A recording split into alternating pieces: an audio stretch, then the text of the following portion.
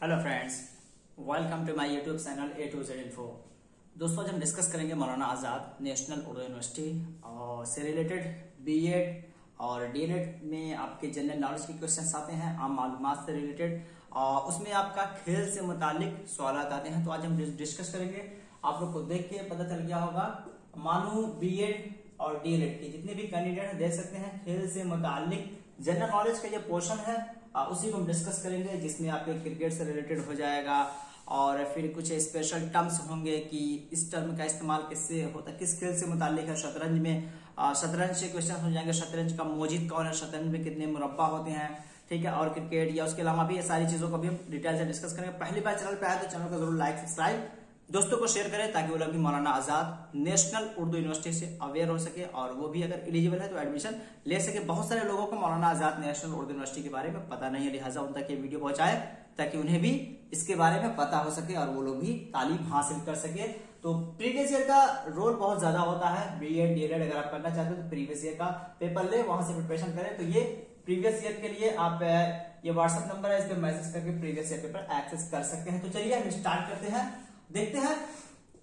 पहला full form भी आते हैं आपके एब्रीविएशंस, मुखल्लस जो होते हैं, वहां से भी क्वेश्चन बनते हैं। आईसीसी, आईसीसी का मतलब क्या है? International cricket council, international cricket council, ICC का फुल फॉर्म आप याद रख सकते हैं। और आईसीसी यानी इंटरनेशनल क्रिकेट काउंसिल का कयाम कब अमल में आया? तो ये उर्दू में मैं लिखा हूं, क्योंकि क्वेश्चन जो आपके बनते हैं वो उर्दू में बनते हैं। थोड़े बहुत इस्तिलाहात आपको इंग्लिश में देखने को मिल सकते हैं, जिस तरह मैं यहां लिख दिया इंटरनेशनल क्रिकेट काउंसिल, तो वो आपको यहाँ पे जो एब्रीविएशन होगा वो आपको इसी तरह लिखा हुआ मिल जाएगा, इंडियन क्रिकेट काउंसिल, ठीक है, इंटरनेशनल क्रिकेट कमेटी। तो कुछ चेंज करके आ जाएगा, एग्जैक्ट आपको याद है तो आप सही आंसर कर पाएंगे। तो आईसीसी का कयाम कब हुआ था? 15 जून 1909 में, इसे आप याद रखें। नेक्स्ट है आईसीसी दफ्तरी जबान, यानी इंटरनेशनल क्रिकेट काउंसिल का ऑफिशियल लैंग्वेज क्या है? तो वो अंग्रेजी है। क्या है? अंग्रेजी है। इसकी जो ऑफिशियल लैंग्वेज है वो इंग्लिश है, याद रखें। आप दूसरे लैंग्वेज में ना जाए, इंग्लिश उसकी ऑफिशियल लैंग्वेज है।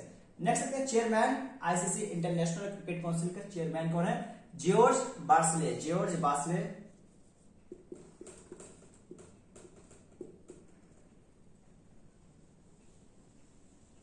जॉर्ज बार्सले, ये आप देख सकते हैं यहां से, जॉर्ज बार्सले। तो ये चेयरमैन है आपके आईसीसी के। नेक्स्ट देखते हैं, ये हॉकी से मुतालिक कुछ यहाँ पे है। हॉकी में कुल खिलाड़ियों की तादाद, यानी हॉकी में कितने प्लेयर्स होते हैं वो आपको बताना है। तो हॉकी में जो प्लेयर्स टोटल होते हैं वो आपके 22 होते हैं।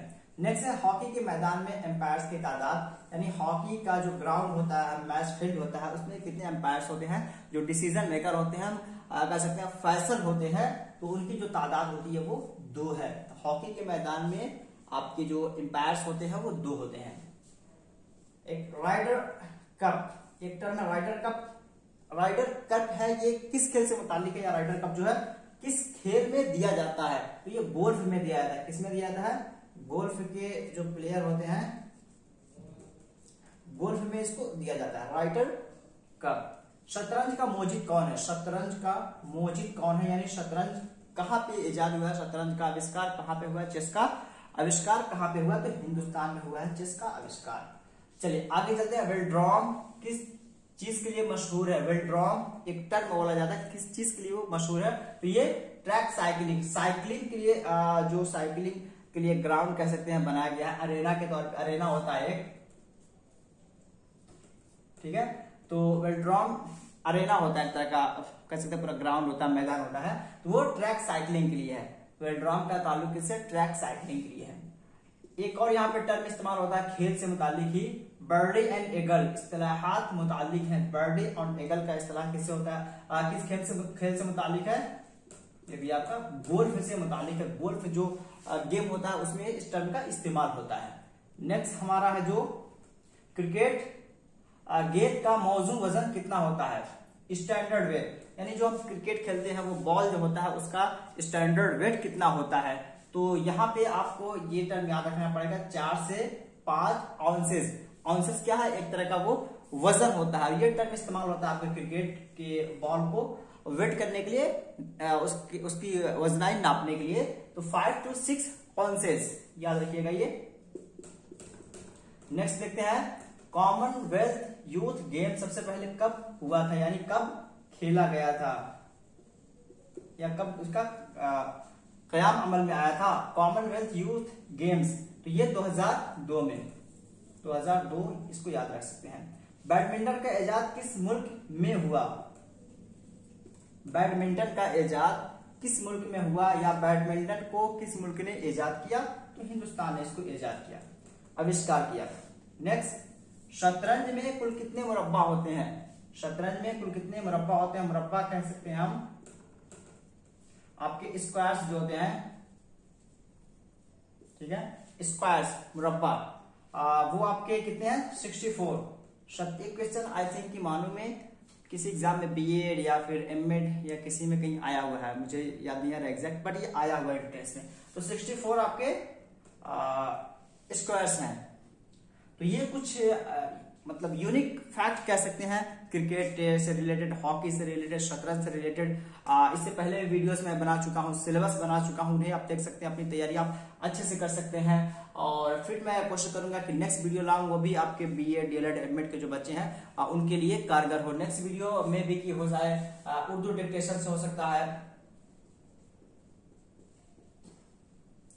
उर्दू डिक्टेशन से आपका ये हो सकता है, ताकि आप कह सकते हैं उर्दू इमला ले लेते हैं,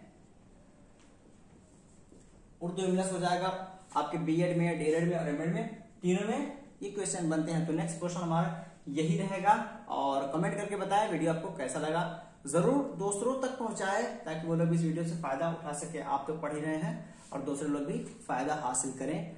और प्रीवियस पेपर ले सकते हैं, या फिर आप जाके खुद मानो के साइट पे प्रीवियस पेपर्स पड़े हुए हैं, उन्हें आप डाउनलोड करके सॉल्व करें, वहां से आइडिया होगा। किसी भी एग्जाम की तैयारी के लिए आपका प्रीवियस जो होता है बेस होता है, प्रीवियस से आप अच्छे से तैयारी कर सकते हैं, वहां से आपके आइडिया बनेगा। अदरवाइज नॉलेज का जो दायरा बहुत वसी है, आप उसमें उलझ जाएंगे, आपको क्या पढ़ना है क्या छोड़ना है ये मैटर करता है, और ये आपका डिसाइड होता है प्रीवियस ईयर पेपर से। तो फिर दीजिए इजाजत, मिलते हैं नेक्स्ट वीडियो में, तब तक के लिए हैव अ नाइस डे, और फिर मिलते हैं, अल्लाह हाफिज, टेक केयर।